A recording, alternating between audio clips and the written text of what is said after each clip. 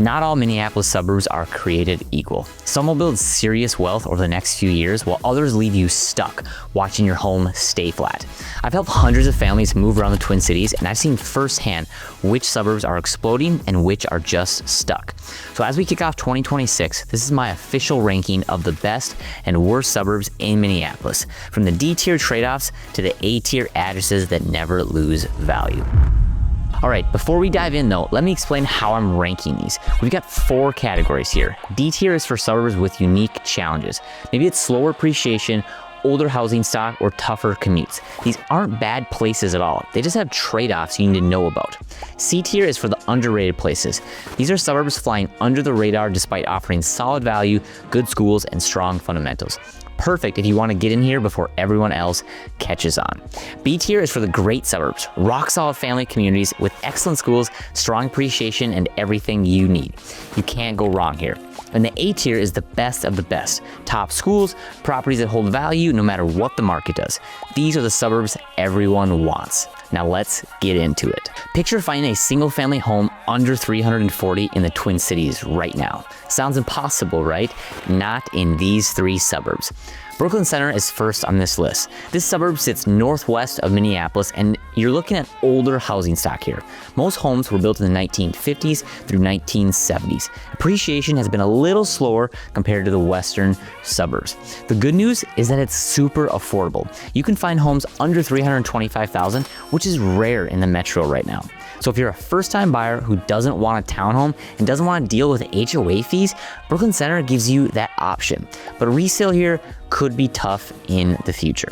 And when you compare these D-tier suburbs to the investment potential in the C and B tiers, the value gap becomes crystal clear. So stick around.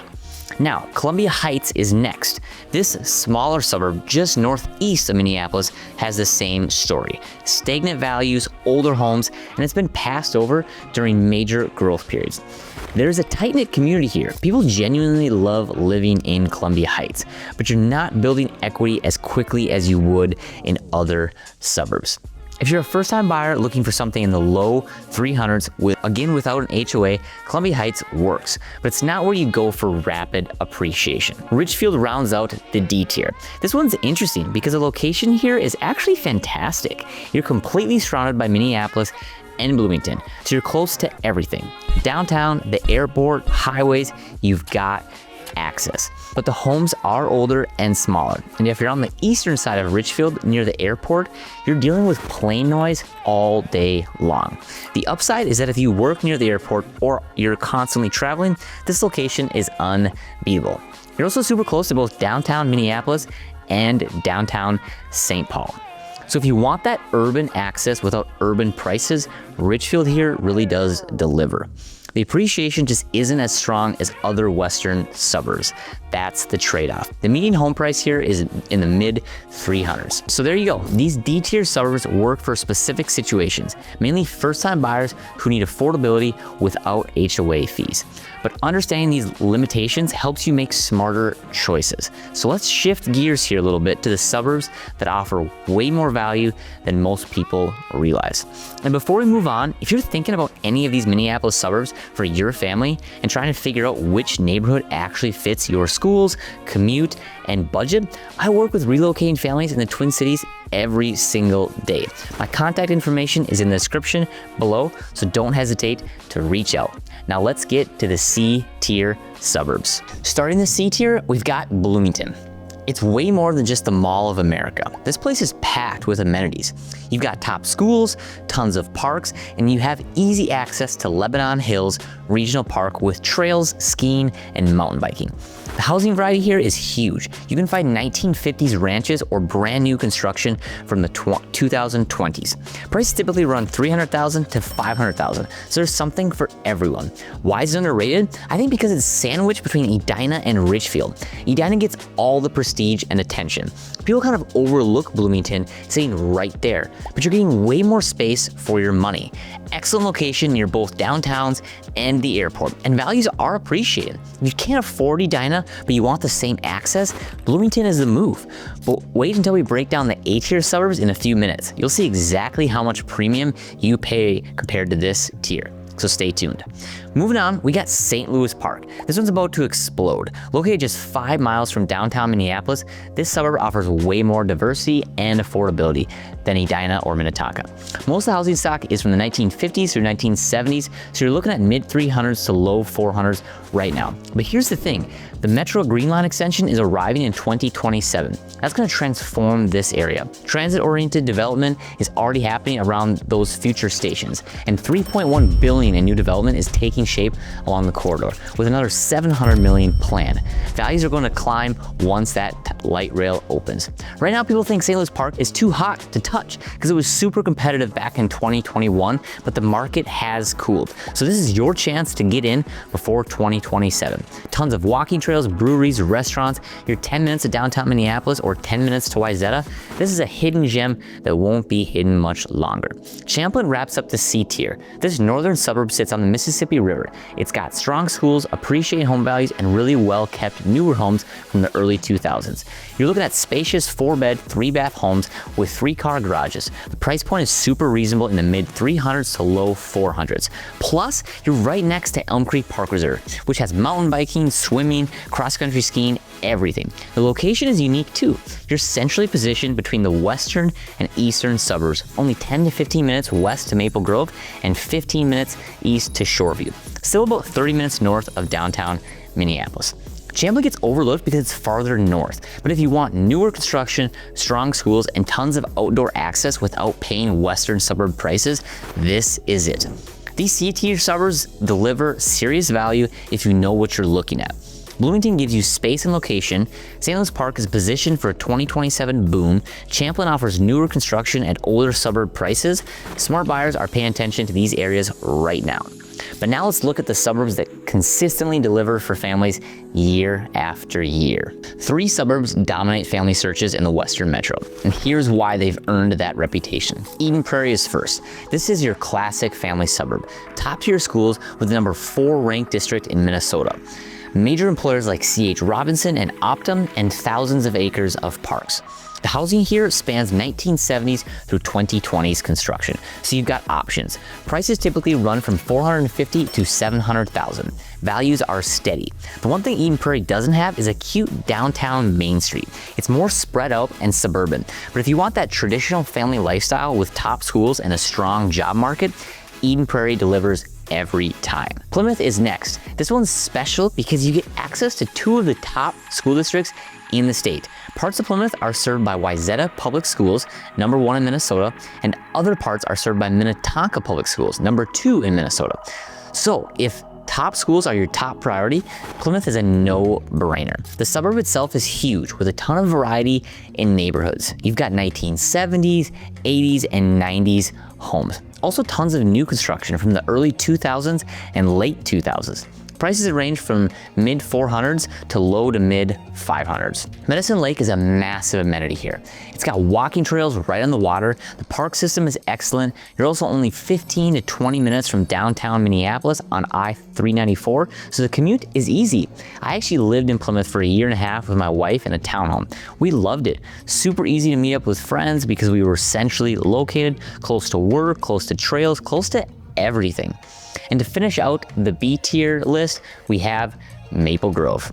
This suburb has absolutely blown up over the last 5 to 6 years. Minnesota's 11th most populous city, and it's still growing fast. The schools here are solid. Not quite as high as Wayzata or Minnetonka yet, but they're climbing.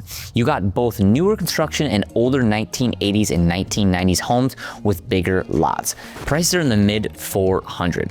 The Shops at Arbor Lakes is a massive shopping center right here. Yeah, it used to be all franchise restaurants, but that's changing. More local spots like Grackle are opening up. The outdoor access is incredible. Rice Lake has a 4-mile path right on the water, which is super unique. Most trails near lakes are close, but not right on it. And this one is literally right there. And you're also super close to Elm Creek Park Reserve for biking, skiing, everything. If you're heading up north to a cabin on the weekends, you can hop right on I-94 from Maple Grove. Super, super convenient. Now, why would you pick one of these over the others? If schools are your number 1 priority and you want the top ranked district, go Plymouth. If you want easier access to downtown Minneapolis and a shorter commute, also Plymouth. If you're not commuting as much and you want more restaurant variety, better trails, and a cute main street, go Maple Grove. Prices are also slightly less competitive in Maple Grove right now. If you want that classic traditional suburb vibe and you've got family or friends in the Southwest Metro, Eden Prairie is the choice. It's also closer to Lake Minnetonka, areas like Excelsior and Victoria. So if that's your scene, Eden Prairie puts you right there. Each of these suburbs delivers consistently, which is why families keep choosing them. Eden Prairie gives you that established suburban foundation. Plymouth has unmatched school access, and Maple Grove combines growth with outdoor lifestyle. You really can't go wrong with any of them. But if you're aiming for the absolute top tier, that's where the conversation shifts completely. Finally, we got to the best of the best, the A tier. Places in everyone's mouth. Contractors have a saying about homes built in one of these specific suburbs. They're built like brick shithouses. That tells you everything. Edina is the gold standard. The first ranked suburb has a number 3 ranked school district in Minnesota. The homes are built like tanks. Contractors always tell me Edina homes from the 1980s and 1990s are just rock solid construction. Brick stone built to last. It's one of the most walkable, charming areas in the entire metro. High-end shops, local restaurants, no franchises. It's got that urban vibe without being in the city. You're also super close to both downtown Minneapolis, downtown St. Paul, and the airport. Access to everything the city offers. But you're in a family-friendly neighborhood with top schools, and the median sale prices here are in the high 600s to 1 million plus. And here's what's wild. Compare this to those D-tier suburbs we started with, and you're looking at a 2 times price difference for properties in the same metro. That premium reflects decades of proven stability. You're never gonna lose money in Edina. It's the most stable, prestigious address in the suburbs. If you want the best and you can afford it, this is where you go. Wayzata is next though. This is peak lake living. Sitting right on Lake Minnetonka, this small city offers lakefront properties ranging from the upper 800s to 2 million plus. The number 1 ranked school district in Minnesota is right here. A+ rating for the 3rd consecutive year. You're on the lake. You got yachts and boats. Downtown Wayzata is full of high-end shops, fine dining, and a beautiful waterfront. If you want that lake lifestyle and you're willing to pay for it, Wayzata is the ultimate address. Lakefront properties go way higher. The commute to downtown Minneapolis is about 30 to 35 minutes, so it's farther out. But if you're trading that for an exclusive high-end lifestyle, and we finally got to the last suburb. Closing the A tier is Minnetonka. This massive suburb has a number 2 ranked school district in Minnesota. A+ rating. With the innovative Vantage experiential learning program, portions of Minnetonka sit right on Lake Minnetonka, so you get that lake access without the full Wayzata price tag. The housing here is super diverse. You've got 1960s through 2000s homes with colonials, ranches, and bungalows, all well maintained. Prices run mid 400s to high 800s. Minnetonka is always in demand because it's got the fundamentals locked in. Top schools, beautiful neighborhoods, lake access in some areas, and easy access to both Wayzata and St. Louis Park. So why would you choose one over the others? If you want that classic suburban living close to downtown Minneapolis, downtown St. Paul, and the airport, go Edina. You're paying for the prestige, the walkability, and the rock-solid investment. If you want the absolute best of the best with a full-on lake lifestyle, go Wayzata. You're paying premium prices, but you're getting an exclusive address in the number 1 school district. If you can't quite afford Edina or Wayzata yet, but you still want top schools and strong fundamentals, go Minnetonka.